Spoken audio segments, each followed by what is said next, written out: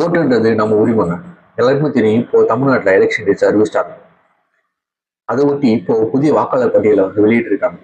நம்ம ரீசெண்டாக SIR form வந்து ஃபில் பண்ணி கொடுத்துருக்கோம். அதை பரிசீலிச்சு இந்த வாக்காளர் பட்டியலை வெளியிட்டிருக்குன்னு சொல்லியிருக்காங்க. எப்போ இல்லாதபடி இந்த வாட்டி பார்த்தீங்கன்னா லைக் 1 கோடி பேரை வாக்காளர் பட்டியலில் வந்து தூக்கிட்டோம் அப்படின்னு சொல்லியிருக்காங்க.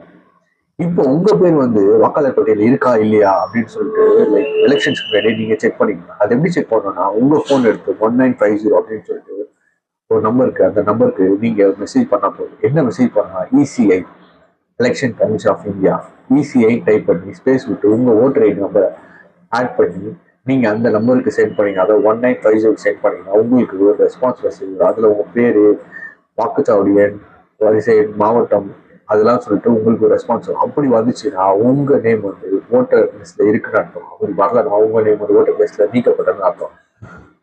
நீக்கப்பட்டுச்சுன்னா அதுக்கு ஆட் பண்றதுக்கு என்னென்ன பண்ணணுமோ அந்த வழிகளை நீங்க எலெக்ஷன்ஸ் முன்னாடி சீக்கிரமா பண்ணுங்க. இந்த வீடியோவை நிறைய பேருக்கு ஷேர் பண்ணுங்க. ஓகேங்களா? அப்போதான் அவங்களும் செக் பண்ணுவாங்க அவங்க நேம் வந்து ஓட்டர் லிஸ்ட்ல இருக்கா இல்லையான்னு சொல்லிட்டு. லைக் என் சேனலுக்கு யாராவது போச்சு சேனலை சப்ஸ்கிரைப் பண்ணுங்க. நான் டெய்லியும் ஒரு வீடியோ வந்து இன்ஃபர்மேட்டிவ் வீடியோவாக போட்டிருக்கேன். சேனலை சப்ஸ்கிரைப் பண்ணுங்க, லைக் பண்ணுங்க, கமெண்ட் பண்ணுங்க.